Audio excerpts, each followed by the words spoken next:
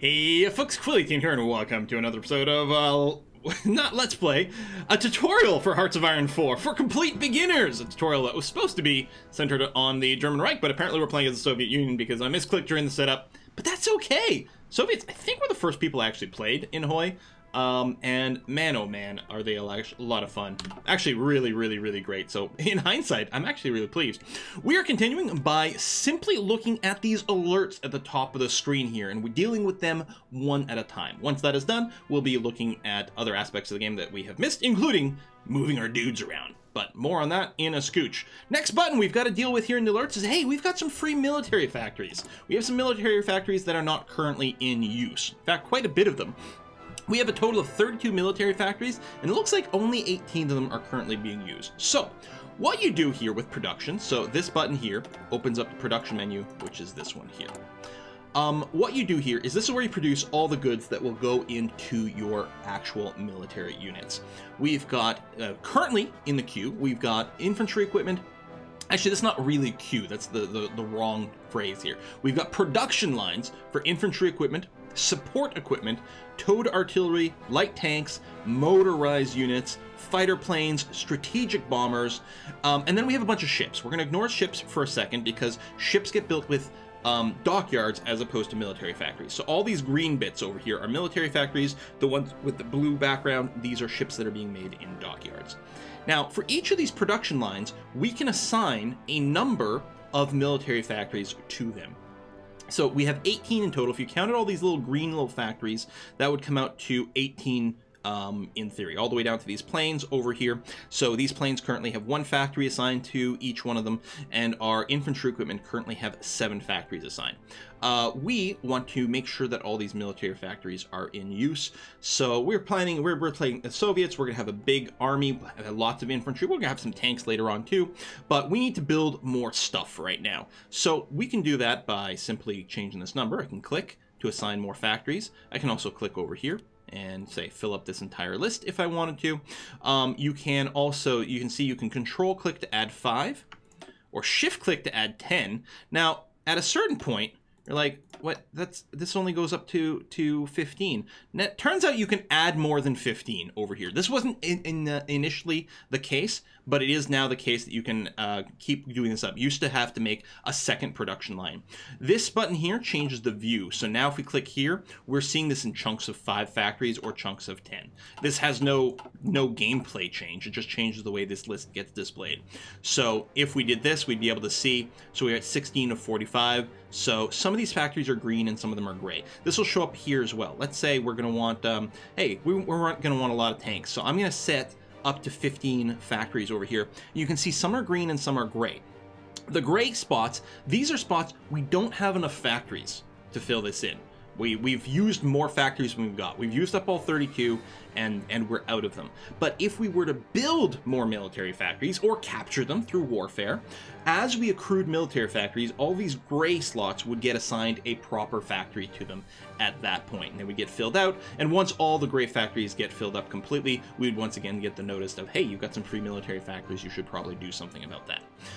We're going to talk about sort of what all this equipment is used for a little bit more later when we get into our division planner. But one of the things to note over here is that all of these production lines do use certain bits of resource. Our infantry equipment here needs steel. Our support equipment needs aluminum as well as steel. Our towed artillery needs tungsten and steel. Down over here, our motorized vehicles need some rubber. So do our planes, actually. They need aluminum as well as rubber over here.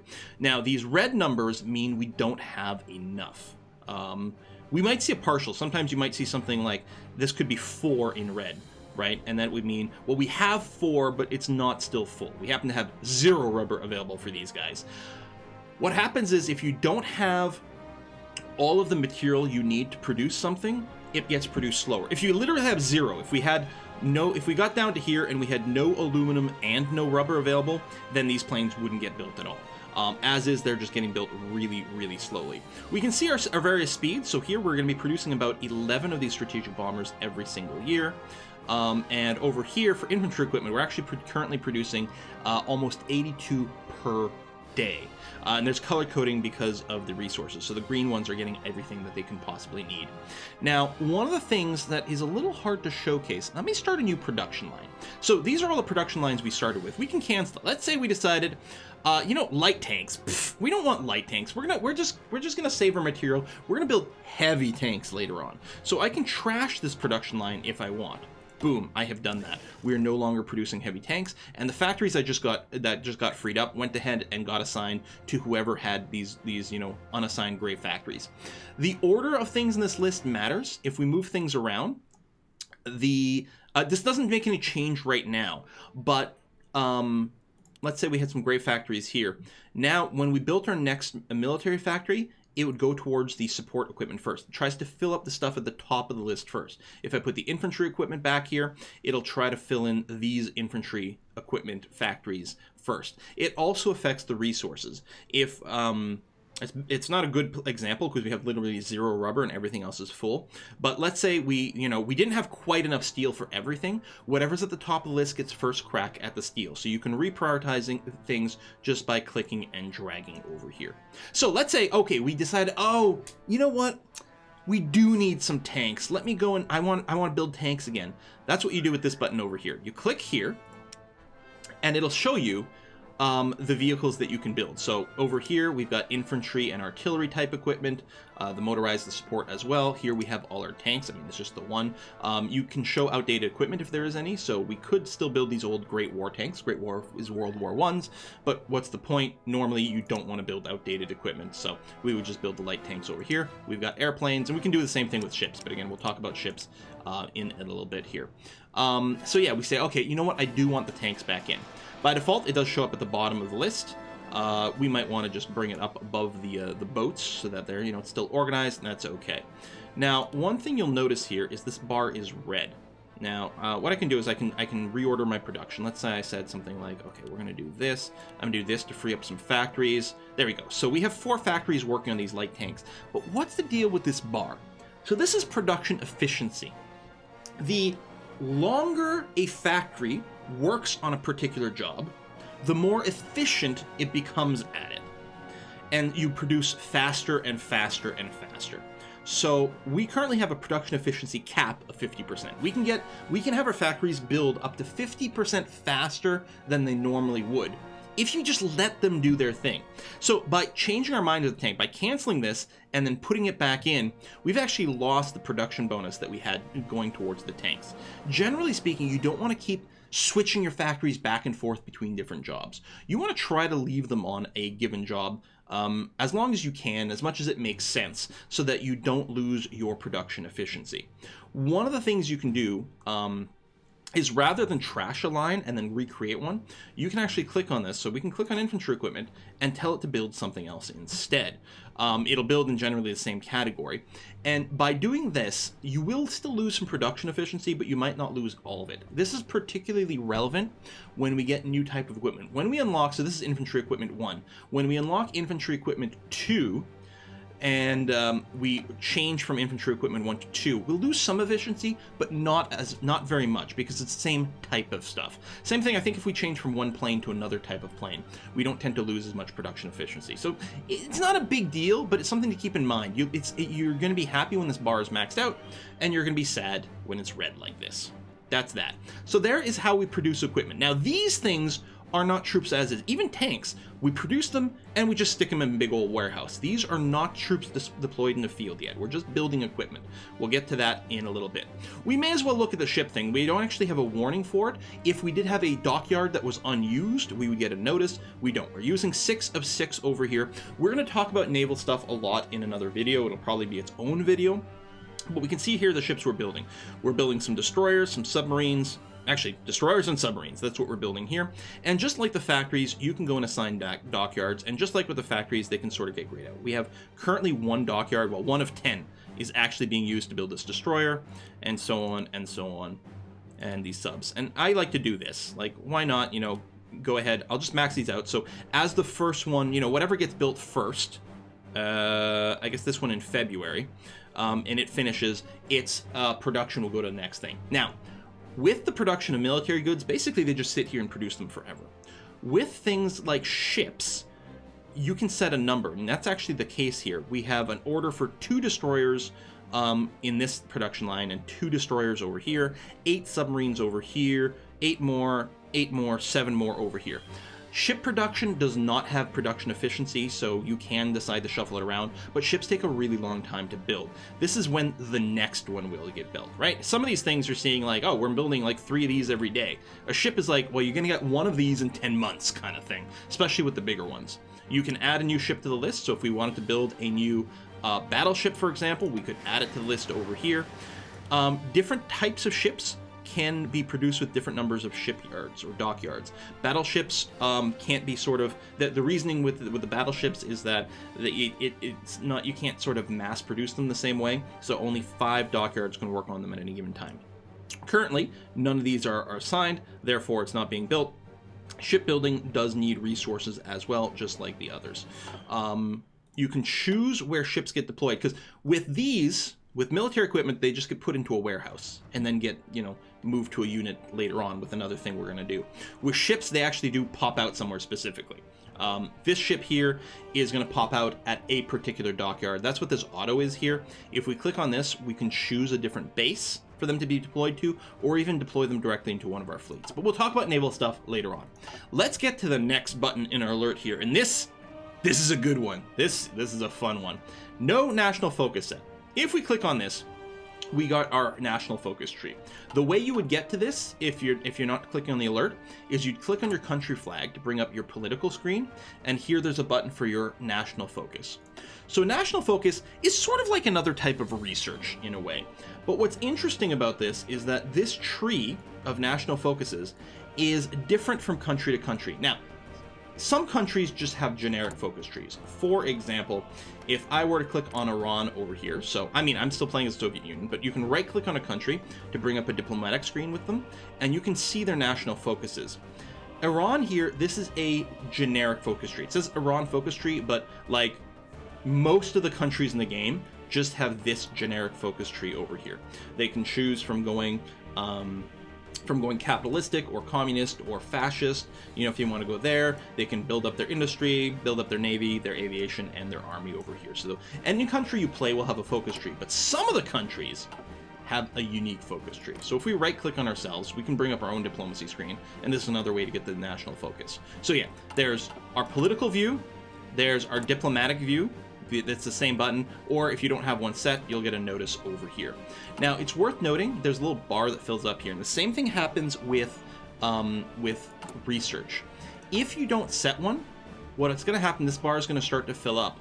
And whenever you set one, then it'll immediately drain the bar and put the effort in there. So, because this is kind of real time, you don't have to stress about clicking this immediately or picking a tech immediately. Even if you don't assign a tech, it'll save up some science for you. Up to a point. So then whenever you pick a tech, it'll be like, okay, I'll just dump all the science in there. So it gives you some time to respond. All right, our national focus. So again, this is where we get to choose a lot of things about how our country will go. And one of the things with national focuses is quite a few of these are mutually exclusive. So for example, over here, we will have to choose between a rehabilitated military or NKVD primacy. Now, I don't know very much about history in general, let alone Soviet history, so I can't, tell you, specifically what this means in the context of the country or anything like that. But we can look at some of the bonuses, right? If we enable NKVD primacy, you can look at either the tooltip or in the details window. What we'll get is a new national spirit called NKVD, and this is going to grant us subversive activities cost 50% less. Okay, so we're going to get a discount to subversive activities, whatever that may be. We'll take a look at that in a little bit. If we went to rehabilitated military instead, we would get a different national spirit called rehabilitated military, and this would give us division recovery rate plus 10% and reinforce rate plus 2%. Now, you may not know what these mechanics do in the game, but they will give us a bonus. Our divisions are our troops on the field, so our troops will recover faster and reinforce faster. Whatever that might mean. It sounds pretty good, but of course, having a discount to subversive activities, whatever they might be, also sounds good. So we have to choose one or the other. And there's prerequisites. To do anything here, we have to do the Great Purge first. So you do the Great Purge, and then you can go down here. Actually, rehabilitated military requires one of the following. You can have either the Great Purge or Permanent Revolution. It's your choice. NKVD divisions and military organizations are both prerequisite or require the thing above them. So you can't go rehabilitated military and then NKVD. That's not possible. However, they come back together regardless of which one of these two you go down. You will then go down Lessons of War and so on and so forth. So that's how you can sort of progress through this tree. Most of these ideas, Great Purge is an exception, actually, it's a bad example. Most of these focuses take 70 days to work through, and there's not really anything that modifies these speeds, but sometimes you'll find one with a different speed. Some things only take 35 days. I don't know if there's an example of one we could find here. Here's another one, 210 days. So this is 3 times as long. The Great Purge as well is 3 times as long. Smersh 70. Yeah, I don't know if we've got any 35-day ones over here, but you'll find that from sometimes. Sometimes you'll find 140-day ones as well. So that's kind of nice.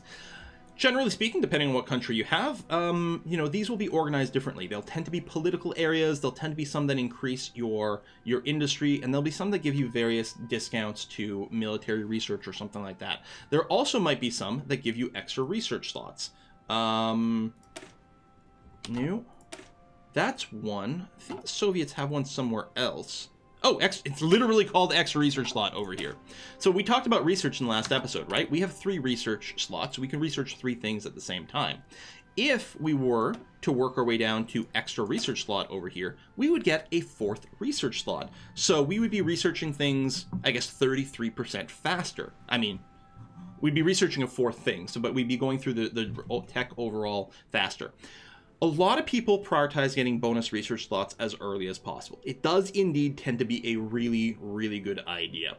So if you're not sure how to progress through here, looking for the free research slots tends to be a high priority. Early on, what tends to be really nice is anything that gives you extra factories as well.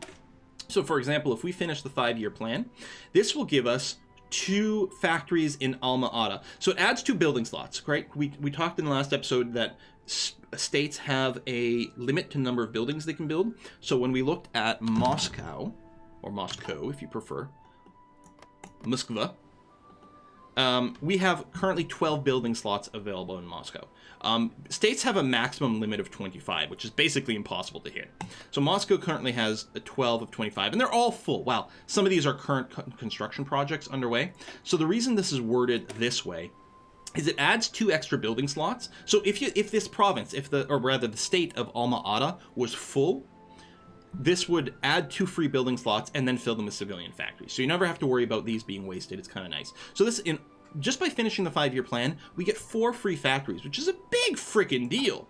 And then that's a prerequisite for armament effort, which gives us 4 free military factories, also a big freaking deal.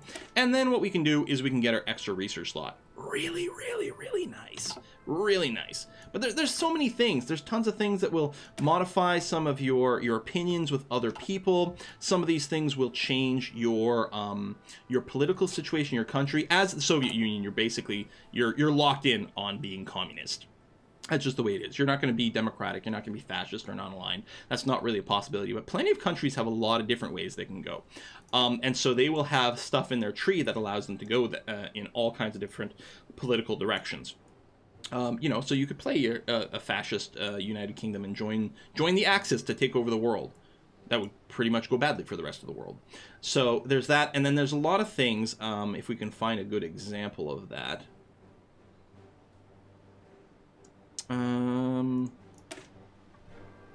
Yeah, like this, 100% research bonus 4. So this would give us 1 time 100% research boost. So we research something twice as fast in these categories. So if you use it for a light aircraft, then you won't be able to also use it for a medium or whatever. But basically, it'll show up when you're in your research tree over here and you're looking at your text. What it would have if we research that thing.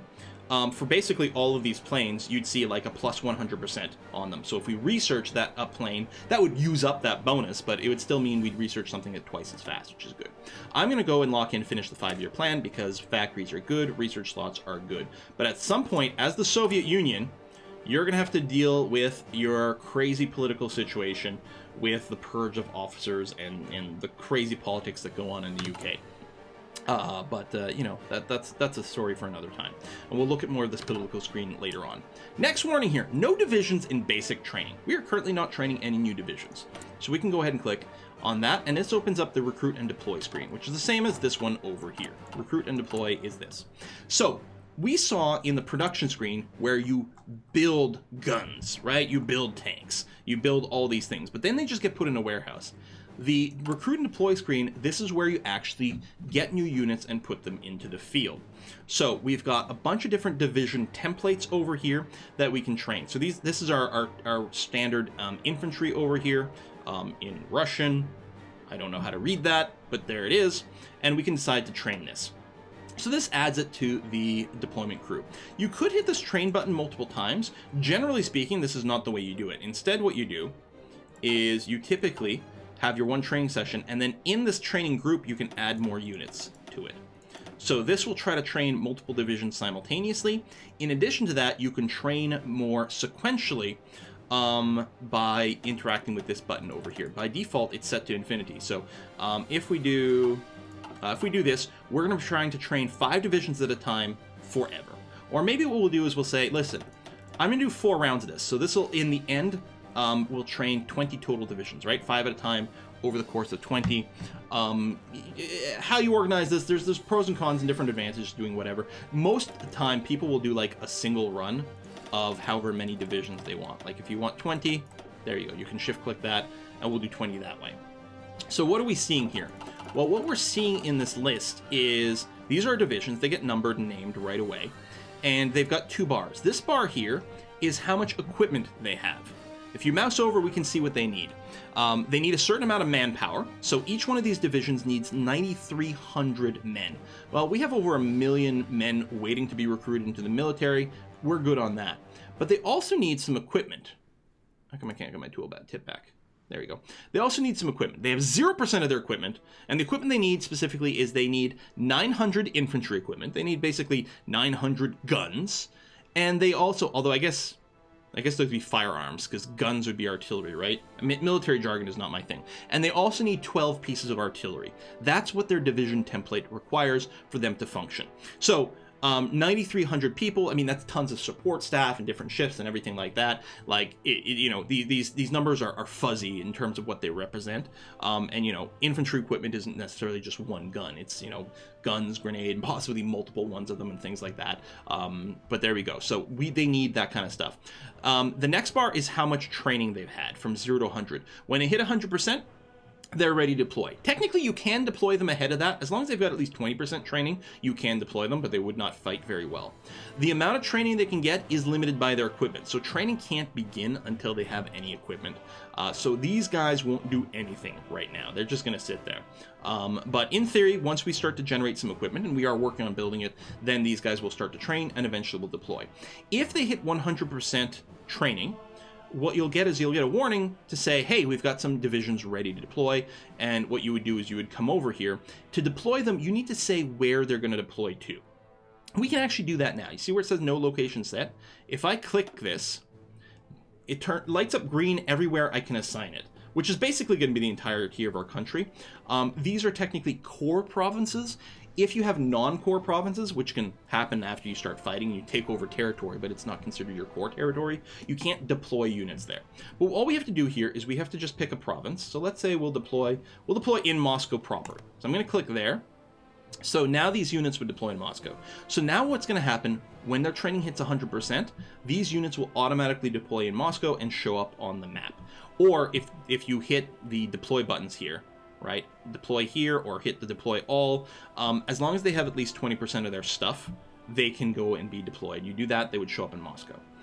This lock icon lets us develop or deploy them to a particular group, particular army that's on the field. We'll look at that in a little bit. So if I close this, the next warning we've got is unassigned divisions. I'm going to skip this for one tiny second because actually what we're going to do with this is going to prompt us to organize all of our troops. All of the troops we have in the field, we're going to want to organize them into armies and give them orders and whatever. And we'll start that next episode. We're going to skip over and go to insufficient resources.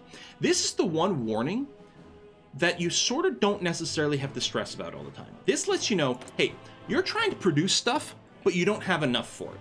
Clicking on this opens the trade menu, which is this button over here, the trade menu. This shows you all the resources you have. So the resources that exist are oil, aluminum, rubber, tungsten, steel, and chromium. One of the important things to note about this game is there is no stockpiling of these resources. Other than fuel over here, which you can stockpile in silos, none of these are stockpiled. You just produce a fixed number and therefore can take advantage of a fixed number. And that's all. You don't bank it or anything like that. So right now we are short 6 rubber. That's what this means. We have an excess of aluminum and tungsten and steel and chromium and actually even oil as well. Although the oil here, it's being heavily converted into fuel right now until this fuel max out. But we have a shortage of rubber. So that means in our production line over here, when we're looking at our various like motorized vehicles as well as our planes that need rubber for their tires, these aren't producing at quite the full speed because we're short on rubber. What we can do is we can decide to import rubber from any country that we would like. By default, this is sorted based on the amount that they have available. The amount that they have available for export is a combination of how much they actually produce, the trade laws they have, so how free trade they are versus closed trade, as well as if they like us or not. That affects how much they offer to us. But in addition to that, the goods also have to reach us as well. And so the Dutch East Indies, which are over here, right? This is an island or series of islands over here, which means we would need some convoys for it. Convoys are boats that we have that move goods and supplies around. We currently have 38 available, and we actually have 50. We're using 12 automatically for some amount of trade, but we have some more available. If we trade with the Dutch East Indies, we will have to use some convoys to import. For every 8 units of rubber, we'd need 7 convoy. The United Kingdom's a little closer, so we'd only need 4. British Malaya is on land, it's over here, so it wouldn't need any convoys whatsoever. Convoys can be sunk. I don't think convoys use fuel. I'm not sure, but I don't think they do. But they can be sunk by enemy submarines and things like that. So if you're at war, that's going to be something that you're going to want to consider.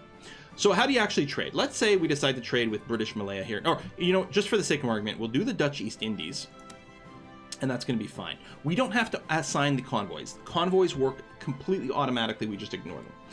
You trade in amounts of 8. So we can trade for 8, 16, whatever. But for every 8, it requires 1 civilian factory. What we're doing, our civilian factories, we're not giving away the factories exactly. It represents, we're using civilian factories to produce goods that we're trading, right? We're making mugs, right? We have a factory dedicated to making mugs, and we're trading our mugs for the East Indies oil, as an example. So as you trade, you're going to be using up more and more of your civilian factories that instead of building buildings for you, will simply be bringing in goods. So you always have to make a decision. Is it worth it? Is it worth giving up the output of 1 civilian factory for these goods? If you keep the civilian factories, you build buildings faster. If you trade and therefore get rid of your supply insufficiencies, then that means you're going to be building military equipment faster, right? Like if I get this rubber going, then my motorized vehicles and my planes will be producing faster, but I'll be building more stuff, more buildings slower. The correct answer will change continuously throughout the course of the game. I'm going to go ahead and send this deal just to show, and that's it. Very easy to do. So you can set the slider. You can also hit this amount over here. It'll automatically set the slider to the correct amount to fill any shortage. So we're still paused right now, so it hasn't changed anything. But if we unpause, at some point the imported amount should start to come in. If for some reason our convoys are being attacked or anything, we might not get the imported amounts that we want. Again, trading by land might become kind of valuable for that. Generally speaking, I don't import things in like an unoptimal way. Here, what we're going to do, we're going to be importing 8 rubber. We only need 6. So we're spending this civilian factory for more rubber than we actually need, right? Although maybe what I'll do is I'll adjust my production lines. I'll be like, okay, I'm going to get 8 rubber. I need 6 right now, so 2's just going to be sitting around. I'm paying for 2 that I'm not using. So I might consider shuffling around my production a little bit to be like, well, I guess we'll be able to build more planes, right? Let's say, or something else. Let's say I'm gonna cut a couple of factories off the support equipment, and I'm gonna build more fighters instead. I think the factories may have gone somewhere else. Did I pull back on the tanks? There we go. Something like that. So now, if we look over here, yeah, see, now we have a shortage of 8 rubber because I'm trying to make more planes. But that's perfect because I'm trading for 8. So, hey, that makes me very happy. You don't necessarily need to do that kind of level of little micro. But yeah, at some point, this insufficient resource notice will go away. Again, because I tend to trade for, like, you know, you always trade for amounts of 8. I usually don't trade unless I need 8 or more. Like, let's say I needed 10, I would trade for 8. And the 2 shortage, I'd just be like, oh, well, that's fine. We'll just deal with it. So when I play, there's usually this warning here. You can right-click these warnings to make them go away. Whether or not that's a good idea depends on how consistently you're going to double-check your trade situation to make sure that everything is okay there. But we are trading away one of our civilian factories. So over here, sorry, wrong screen. I want to be on the construction screen. We now only have 14 factories helping us build this civilian factory in Moscow because we traded one away. All right, we're going to wrap up this episode here. Next episode is going to be a big one because we're going to be looking at what to do with all of these troops. It's a war game. We've got a military. How do we actually put it to good use? Thanks for watching, folks. I will see you guys next time.